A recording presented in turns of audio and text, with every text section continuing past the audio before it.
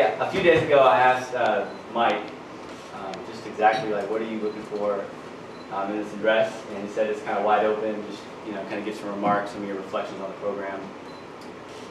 So for the last month or so, I've been thinking about what I want to say, and when you have that much time, you just, and almost 2 years, you just have so many different thoughts, and so trying to kind of distill it down. And one thing I feel like with me and how I'm wired inside is that the best ideas always come at the last minute.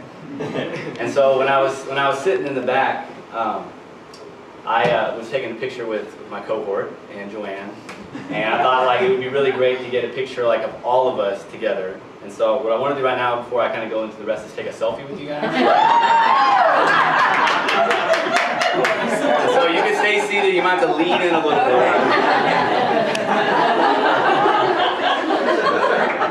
All right, 1, 2, Justin. Okay. All right, 1, 2, 3. Beautiful.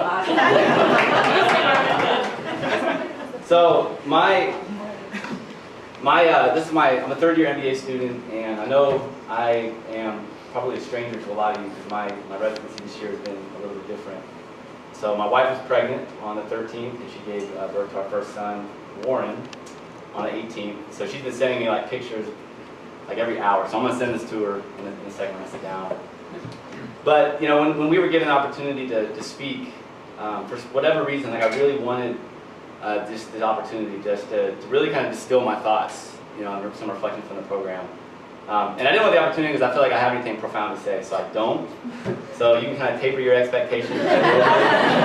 But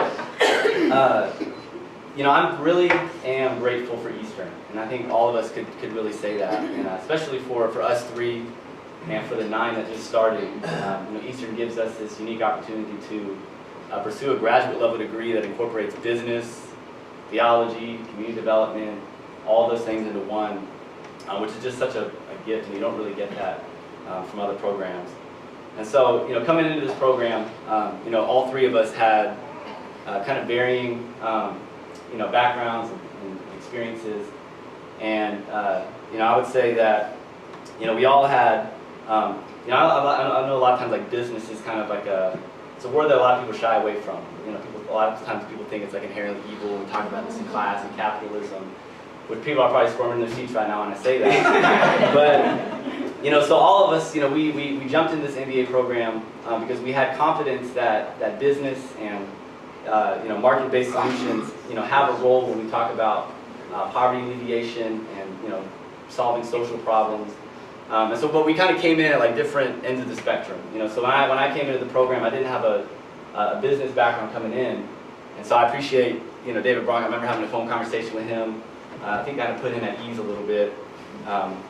But just my experience back home, I just had this growing sense that if we're going to really make an impact in my particular neighborhood, we're going to have to really engage all these institutions. And business, obviously needed to be one of those because it wasn't something that we were doing. And so I heard a quote from this guy named Bob Lupton, who I feel like I talk about all the time. I have like a man crush on him. But he says, and this isn't a direct quote, but I heard him talk recently, and he said just about like the role of business development and the market. He was basically just saying, you can't service a neighborhood out of poverty. You have to leverage the power of business and the free market to really lift people out of poverty. You can't just service people out of it. And that's something that's really stuck with me. And so I know, that's the last 2 years and this year that we're going to kind of have coming up, that we're all leaving, us 3, we're leaving this program with just a greater confidence that business is like the next great move of God. I'm really, really excited about that. So I missed the opening dinner, and so I think some of this might be a repeat of what Dustin said. But Eastern and really the professors have asked really hard questions, really piercing questions that kind of get to the root of our beliefs when it comes to our faith and how that really informs our practice in the world. And so I'm thankful for that because I know for me at least it's really reshaped for me what it means to follow Jesus and the work that God has for all of us. And so, like I said, the longer I have to think about something, like the list just keeps getting longer when I think of reflection. And so there's really one thing I want to say, And that's really had an effect on a lot of things, really. And it's, you know, when I think of Jesus, you know, the picture that popped in my head is radically different now than it was when I first started the program. Yeah. And so, which is kind of scary when you think of it, you know, that to, you know, if you're like, oh, you come to this conclusion that your conception of Jesus is wrong. It's a bit scary, but you know, Eastern obviously has been there, and my cohort and a lot of other people have been there to help me on this journey. And in one of our classes in year one, Dustin, he either posted it and I copied and pasted it, or I just wrote it down as he was saying it out loud. But he made this comment in class that Jesus is a blue-collar king. You remember saying that? I don't remember saying that. This is like an off-the-cuff remark. He said, Jesus is a blue-collar king. And that phrase like has stuck with me for this long. And I think it's going to stick with me for a lifetime. Because to me, that adequately describes the Jesus that we learn about at Eastern. And so Dustin went on to describe Jesus as someone who doesn't just talk about, is this coming back to you a little bit? Okay. So he went on, trust me, he went on. So he went on to describe Jesus as not somebody who, you know, just talks about like high-level ideas and the way that things should be, but rather he is a blue-collar king who puts his back into kingdom construction and his calloused hands on the stubborn lever of structural change. I mean, that's a quote. You need to put that quote in the library somewhere. But, you know, so the obvious implications of that are, you know, to Jesus that this world matters. You know, so we need to get to work. Yeah. And so that's the Jesus I leave here following. 1 year from now, I'll leave here following. And so, you know, just another thank you to Eastern and the professors. You know, I see quite a few of them here. They've all been formative for us. And just creating the space for us to ask these questions and to even allow us to wrestle with our basic conception and our fundamental understanding of who Jesus is. You know, I mean, that's just such a gift that we've been given. And obviously to Dustin just for being incredibly smart.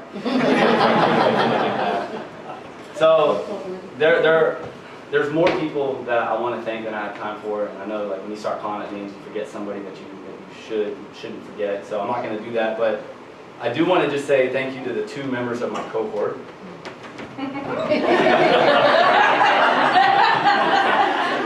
So, and this is part of the reason why I want to do it. And I feel like I can tell them thank you, but it just won't mean as much. So I really just want to formally just thank you guys.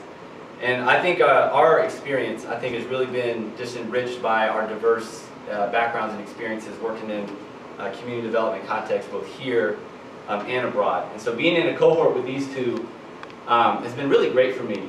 And so, you know, God has called my wife and I and our family to, you know, to minister in a particular community here, well not here, but back home.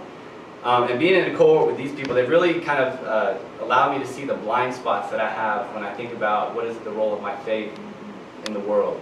And so they've helped me to think beyond just my ministry context and my city and my neighborhood to really help me think more global. And ultimately, you know, the takeaway being that, you know, even though God has placed this obvious desire in my wife and I to minister here, that doesn't exclude us or give us an excuse to not really think through what does it mean to be a global participant and a change agent in this world globally. And so, you know, I've chosen the urban concentration, but I think I'm realizing that I'm not excused from the other. It's not like I pick one and I don't have to worry about the other. I'm really seeing that you got to really hold both. And so it works both ways. And so I think that's something with the tension that we've wrestled with in class and been stretched on together. And so, you know, thank you guys just for the last 2 years and the one coming up. And honestly, I've learned so much from you guys. You know, I feel like I'm like a little brother with you two.